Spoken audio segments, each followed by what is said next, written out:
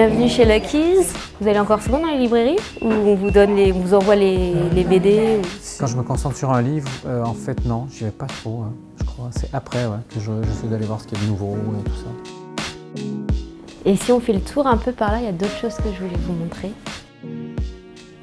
Ah ben évidemment Chester Brown, Louis Riel, ça j'avais beaucoup aimé ça à l'époque. C'était vraiment intéressant, je trouve, la façon, parce que lui, voilà, c'est biographique, donc moi je me suis nourri de ça à un moment. Donc la vie de Louis Riel que je connaissais un peu.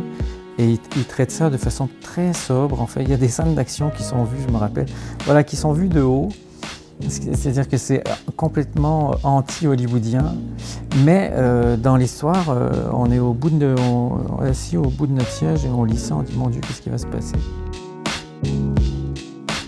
Les chroniques de Jérusalem, c'est il y a déjà plus de 10 ans. Ouais, c'est sorti en 2011, ça, ouais. Et difficile de ne pas penser à ce qui se passe aujourd'hui. Ouais. Vous qui avez vécu à Jérusalem, vous qui avez écrit déjà sur les difficultés entre les deux populations, comment vous voyez ce qui se passe aujourd'hui? Eh ben, avec une grande tristesse, parce que quand on était là-bas, nous, il y avait déjà eu l'opération Plan Durci. Et il y a toujours des tensions, et à chaque 4-5 ans, il y avait une autre opération Plan Durci qui revenait sur Gaza à chaque fois. Donc, malheureusement, le livre vient d'actualité pour les pauvres Palestiniens qui sont là-bas.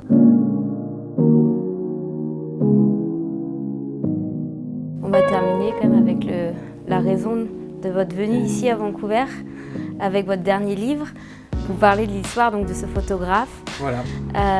Qu'est-ce qui vous a inspiré dans son histoire? Qu'est-ce qui vous a donné envie de raconter l'histoire de Mike Read? Plusieurs choses. Moi, je l'avais connu jeune parce que j'avais travaillé dans le dessin animé et puis pour étudier le mouvement. Après, j'ai entendu son histoire et là, je me suis dit waouh, quand même, il en a fait des trucs, ce gars.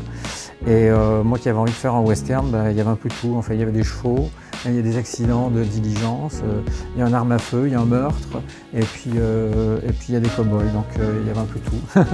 Et le personnage est vraiment incroyable, c'est un pionnier du cinéma et de la photo, et puis il a été oublié. Et on voulait savoir si vous pouviez nous faire une petite dédicace. Ouais, bien sûr. Merci beaucoup Guy Delisle. Avec plaisir. Et je souhaite un beau succès à ce livre pour une fraction de seconde. Merci.